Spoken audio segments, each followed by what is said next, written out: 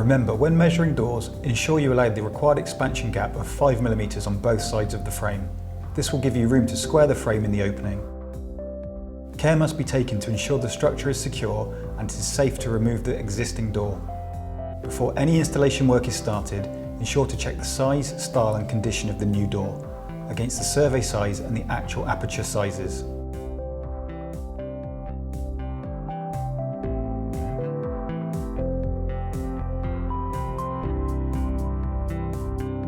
To make it as easy as possible to handle, remove as much of the old frame and glazing as possible. This will reduce the overall weight of the frame. Begin by loosening the hinges and removing the door leaves. Break the bond between the frame and the wall by running a sharp blade around the edge of the frame.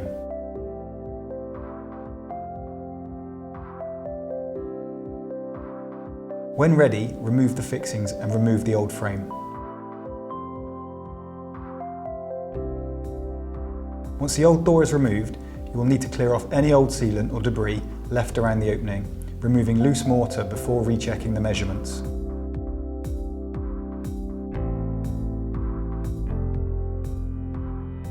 It is vital that the end of the sill is completely filled with silicone and the end caps are fitted. Failure to do this could result in moisture tracking on the sill and into the brickwork. Put the sill into position and check the level. If needed, use packers along the sill to make it level. Once the sill is level, remove and seal underneath with enough sealant to hold in place. Position the sill in the aperture. Run a bead of silicone along the edge and sill up stand before fixing the door to prevent the possibility of water blowing through the joint and moisture from tracking along the sill and into the brickwork. Remove the frame and corner protectors.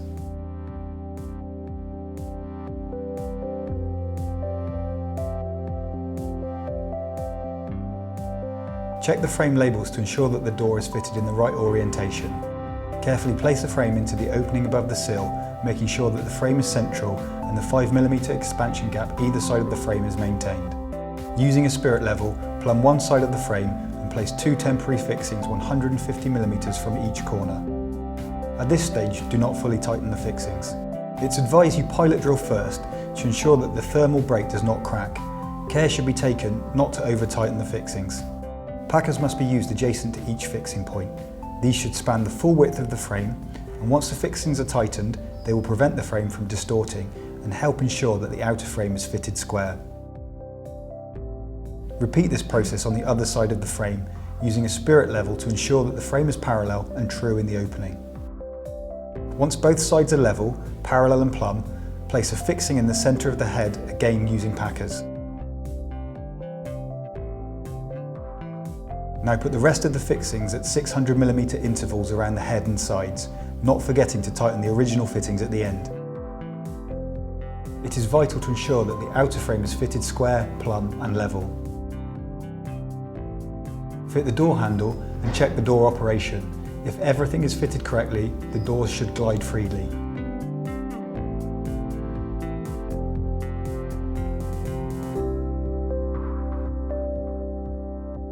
Before installing the glass panes, carefully remove the beading and clean any dust from the frames and drainage holes before installing glass.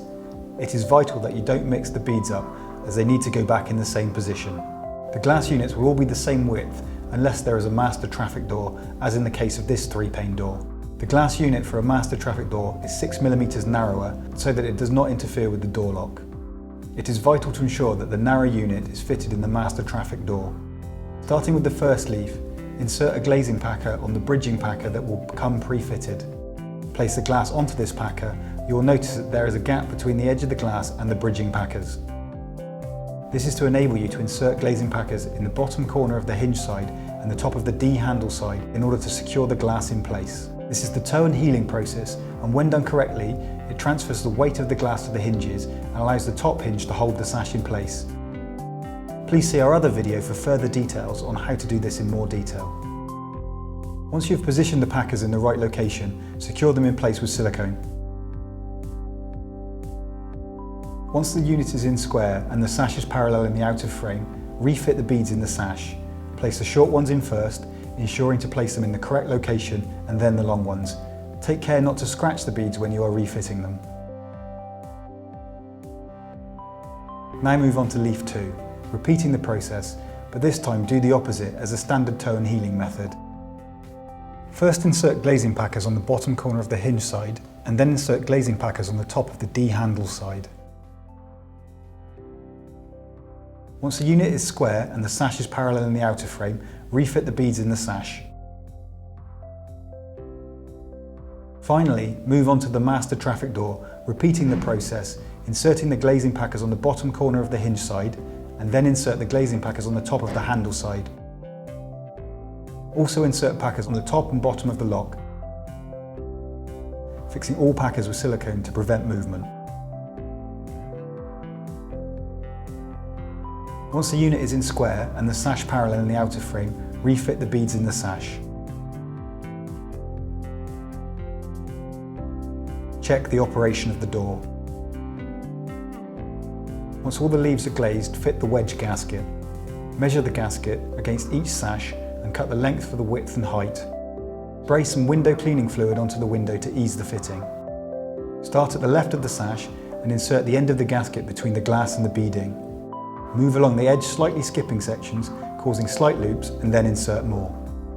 Make sure you fit the gasket the right way round and do not overstretch it. Repeat action until gasket covers lengths of sash. Then put pressure and move your thumb to the left, ensuring gasket is fully inserted between the glass and the beads. Once you've completed hanging and glazing the doors, the frame will require sealing internally and externally all around the perimeter of the frame. Then fit the magnets which hold the leaf together once opened. Finally, clean the internal working area.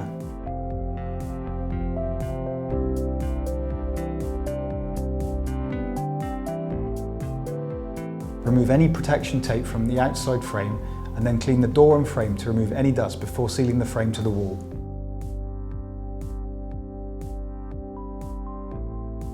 Run masking tape along the edge of the frame to help create a neater finish before running a smooth bead of sealant between the frame and the brickwork. Once sealing is completed, remove the masking tape to reveal a neat finish. Fit the drainage caps. Check the operation of the doors and make any adjustments needed. For more information, refer to our bifold door installation manual.